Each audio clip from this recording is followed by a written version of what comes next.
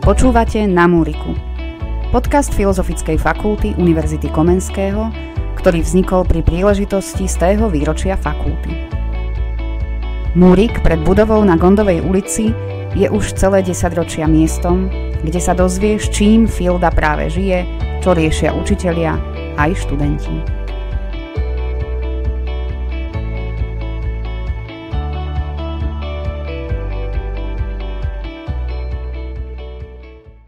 Stretli sme sa práve v dňoch, kedy si pripomíname november, Medzinárodný deň študentstva, udalosti v Prahe v roku 1939, kde teda skutočne išlo o život, a udalosti novembra 1989. Zaujímalo by ma, že čo ten dátum alebo to výročie a či vôbec niečo znamená pre vás. Pri mikrofóne mám Zuzanu Hudákovú a Viliama Slobodu, študentov Filozofickej fakulty.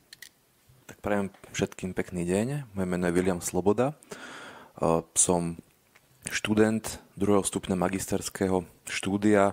Študujem učiteľstvo angličtiny a histórie.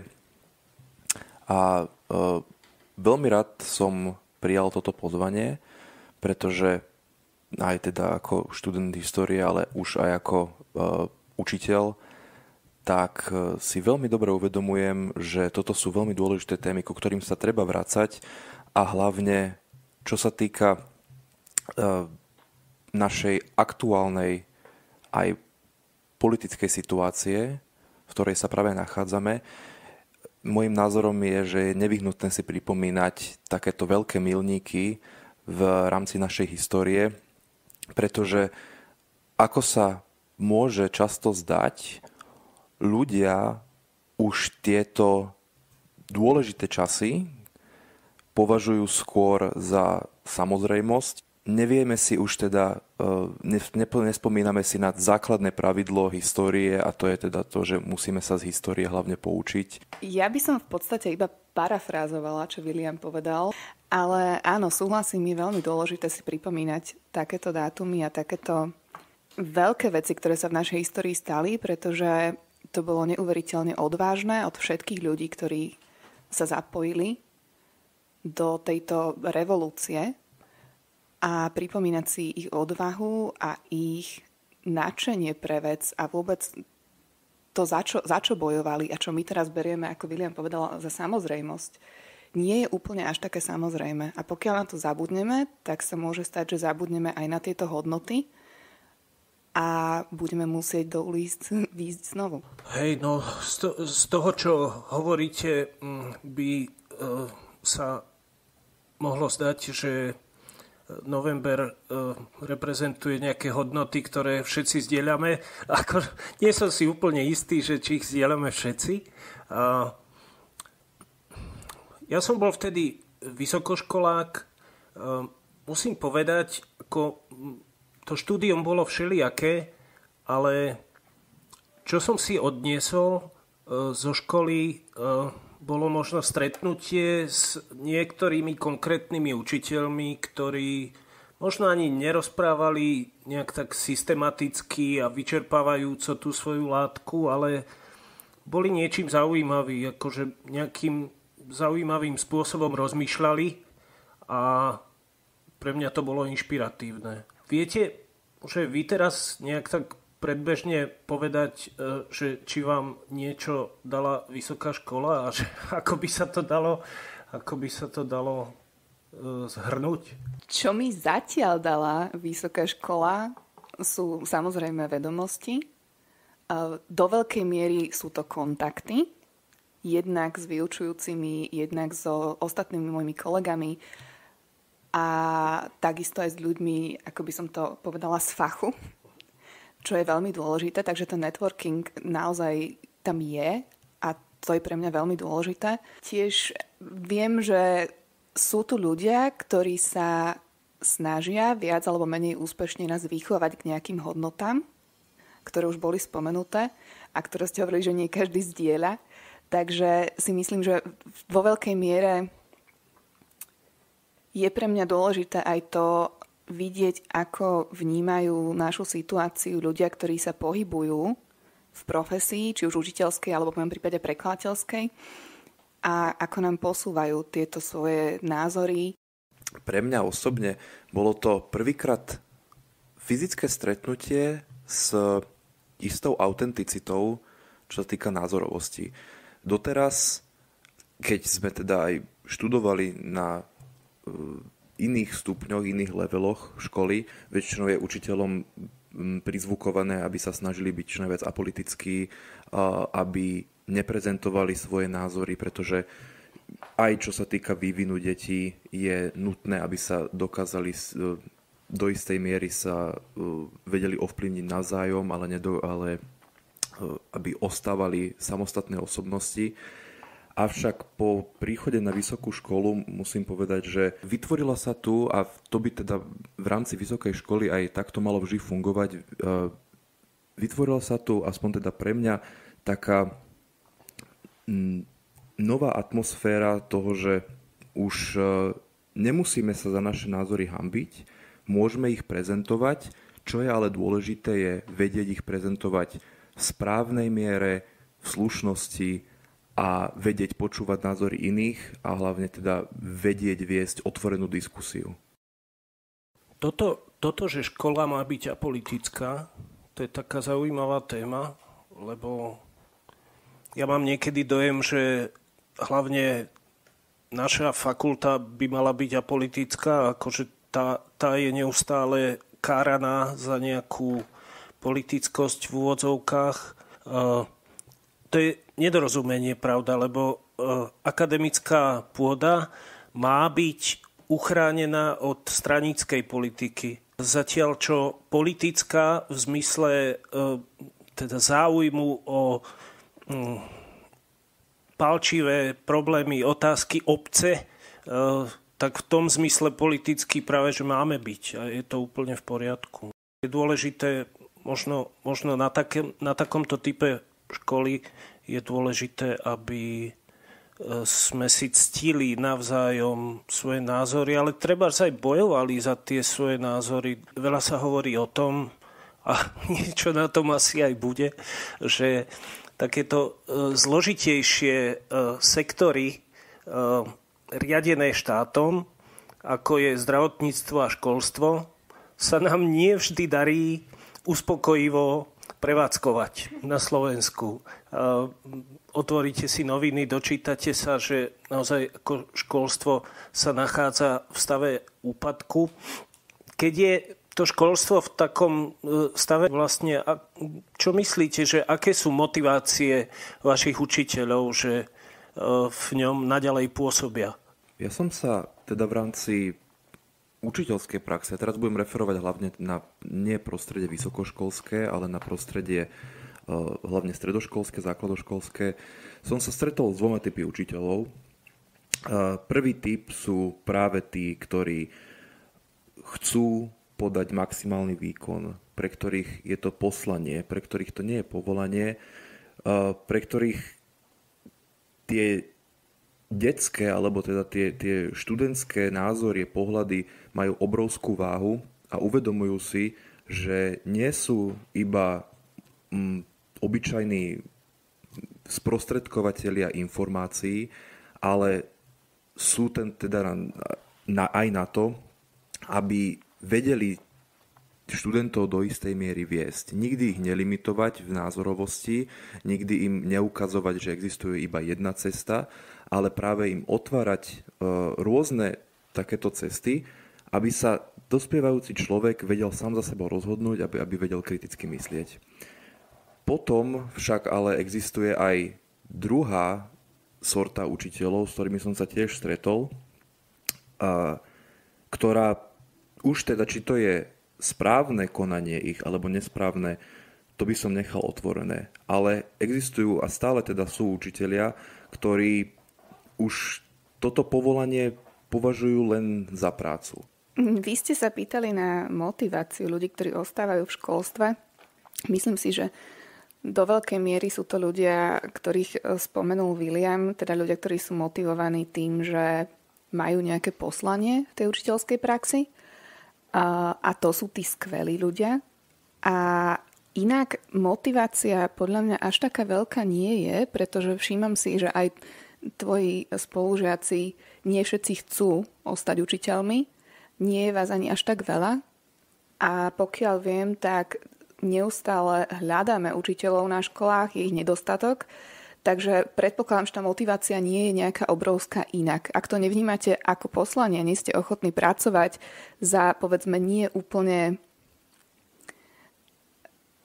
fantastické ohodnotenie finančné, tak tá motivácia tam veľká nie je. A takisto si myslím, ja som učila v zahraničí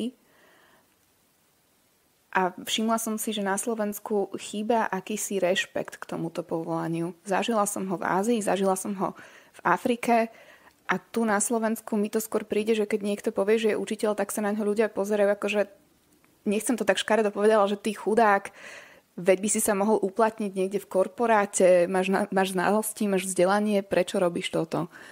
A mne to príde veľmi nešťastné a smutné. Táto fakulta je zložená z veľkého počtu odborov, však aj študijných programov máme veľmi veľa a sú to prevažne humanitné a spoločenskovedné odbory. Obzvlášť o tých humanitných odboroch sa často hovorí, že však to vlastne nie je veda. Uvažovali ste nad tým, že do akej miery dostávate nejaký súbor pracovných nástrojov na vysokej škole, ktorý potom budete môcť uplatňovať v praxi? Alebo ide naozaj skôr o nejaký rozhľad, vzdelanie, možno taký návod, ako sa vzdelávať ďalej?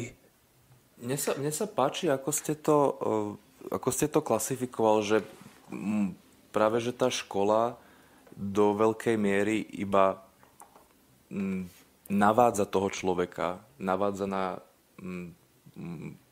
určitý typ myslenia, ktorý ten človek musí osvojiť, aby sa potom vedel vysporiadať s tým vonkajším svetom.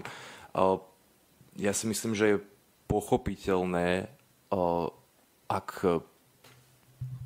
teda si rozmyslí, ak nad tým premýšľame s tým spôsobom, že vysoká škola nám nedokáže dať všetky nástroje a do veľkej miery ani určitú časť tých nástrojov nám nedokáže sprostredkovať, aspoň teda nie v každom odbore, pretože, ako som už predtým hovoril, tá teória versus prax je do veľkej miery, veľmi často je absolútne rozdielna.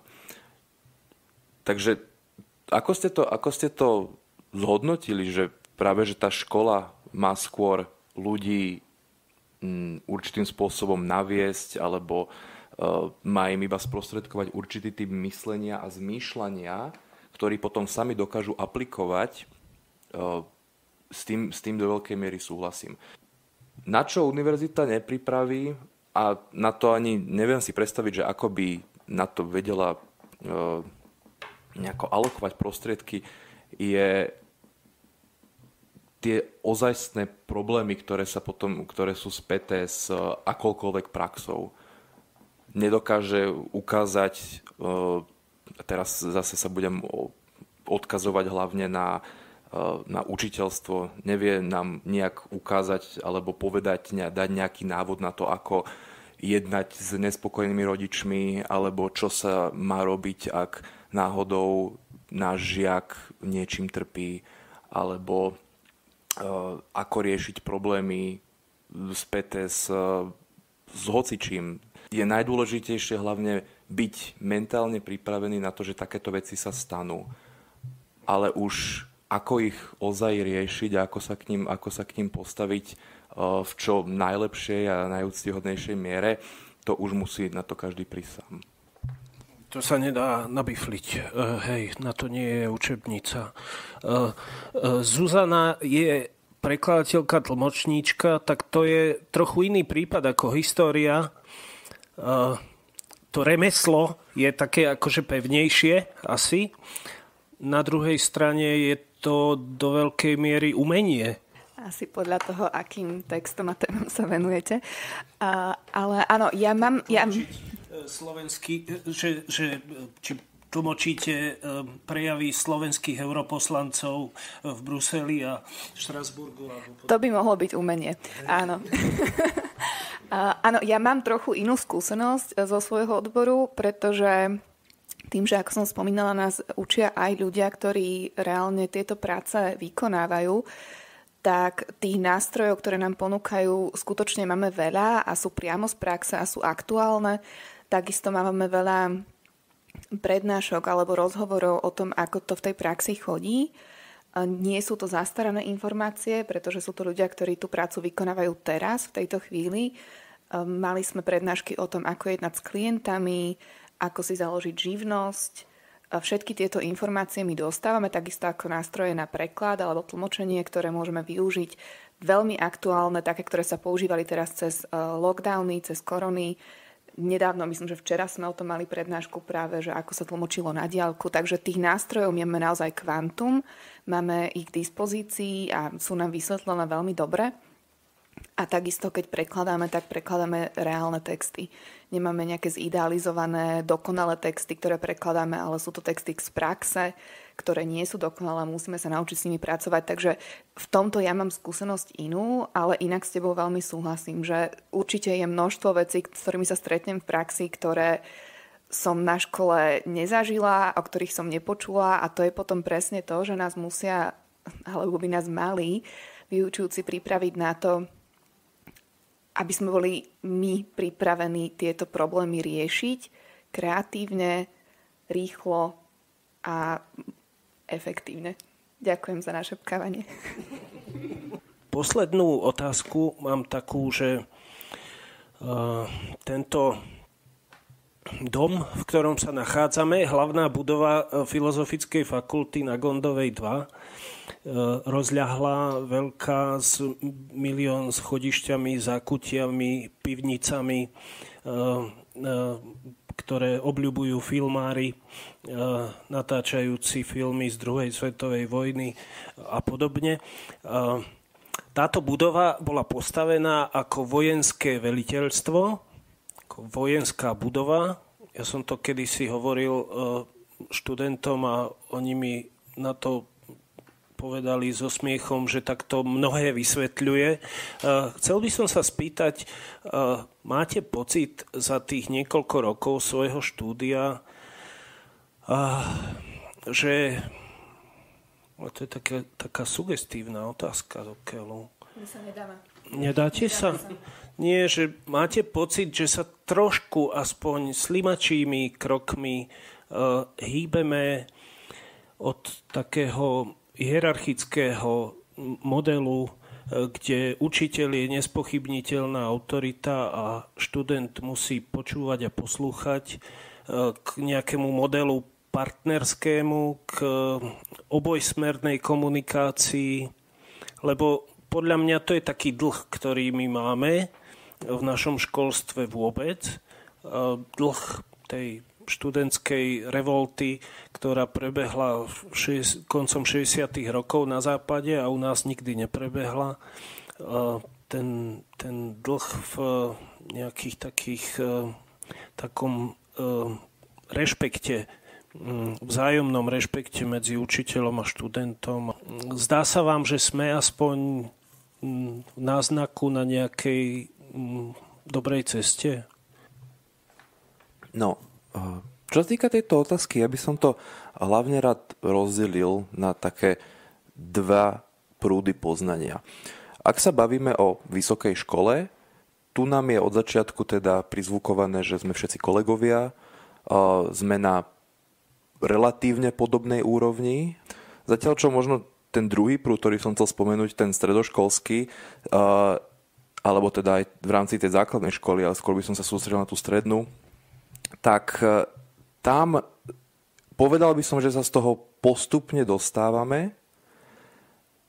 Opäť zase sú aj učitelia, ktorí, no ako by som to pekne povedal, sú občas ako ako strážnici v tábore nejakom. Ale k čomu nás teda vedie aj to vysokoškolské prostredie, práve pristupovať aj k takým možno mladším žiakom, menším, práve ako k určitým osobnostiam. Lebo vieme, že teda aj oni sú ľudia, sú to nepopísané tabule, ktoré my máme veľké vplyvy na to, že ako sa oni budú vyvíjať. A ako náhle my im už teraz začneme ukazovať, že nie sú na aspoň zhruba takej podobnej plošine, ako kde sa nachádzame my, tým pádom tých ľudí strácame. Tým pádom riskujeme najmä to, že takýto človek sa uzavrie a už nikdy vlastne žiadnu autoritu nebude vedieť rešpektovať, pretože nikdy mu nebolo dané nič prístupné, nič, o čo by sa by sa ten človek vedel oprieť. A ja si myslím, že toto sa do veľkej miery už začína prelomovať v tom stredoškolskom prostredí. So žiakmi začína byť jednané ako s uvedomelými bytostiami, ktorými treba pristupovať aj s určitou mierou a dávkou pochopenia, súcitu. A nie sú to iba stroje, vlastne, do ktorých môžeme naliať informácie a poslať ich domov a potom zase sa vrátia. No, moja skúsenosť na vysokej škole zatiaľ v tomto zmysle prevažne pozitívna, pretože ja naozaj, alebo my sme vedení k tomu, aby sme vyučujúcich brali ako kolegov a je tam určite veľký rešpekt z našej strany, ale je veľmi cítiť ten rešpekt aj z tej strany druhej. A často cítim, že to, čo my hovoríme, je považované za hodnotné. Nie sme menej cenní, ale samozrejme závisí to od vyučujúceho, niekedy od celej katedry. Ale ja som prevažne v tomto veľmi pozitívne, príjemne prekvapená, pretože som neočakávala až takúto kolegialitu medzi vyučujúcimi a študentami. Ja mám skúsenosť aj z vysokej školy zo zahraničia. Študovala som v Thajsku predtým. Študovala som učiteľstvo angličtiny. A vyučujúci boli väčšinou Američania. A tam bol ten prístup neuveriteľne voľný. My sme si všetci hovorili krstnými menami, nikto neriešil žiadne tituly. A ten rešpekt tam bol napriek tomu v tej triede. Aj voči tomu vyučujúcemu, aj voči tým študentom. Nie vždy, samozrejme, nie každý vyučujúci je dokonalý. Nechcem sa zasa tváriť, že všetko bolo rúžové a skvelé. Ale čo som počúvala od mojich rovesníkov, ktorí študovali na Slovensku, tak tu ten prístup oni nezažili. Oni študovali väčšinou pred 10-12 rokmi a hovorili mi, že tá hierarchickosť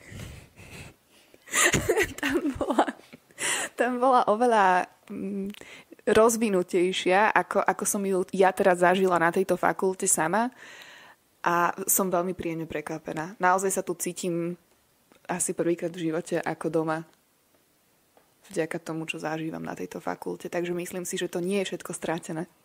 Super, ďakujem. No, pre mňa bol taký formatívny zážitok v nejakom 92.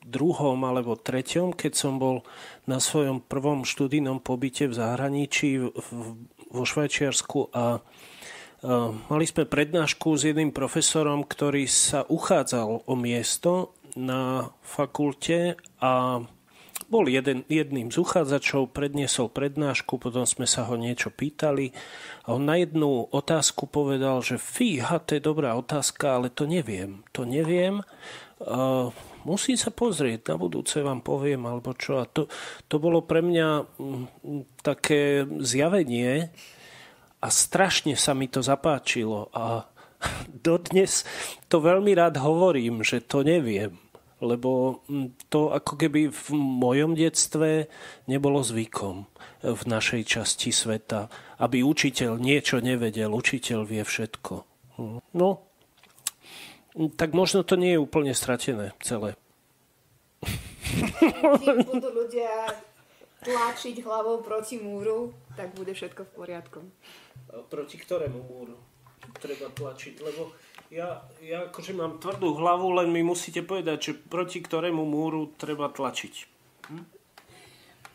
Proti múru zastaraných konvencií, ktoré v modernom svete už nepotrebujeme. A ako ste pekne povedali, že povedať ja neviem je otázka nejakého sebauvedomenia a rešpektu aj voči svojim žiakom, pretože radšej poviem ja neviem, než aby som povedala nejakú hlúposť, ktorú si oni zapamätajú a potom to budú reprodukovať ďalej ako fakt, lebo tak som sa to naučila. Pre mňa osobne nikdy nehovoriť ja neviem a všetko vedieť je také sovietské. A vlastne od toho sa usilujeme tých posledných 34 rokov s väčším alebo menším úspechom posúvať preč.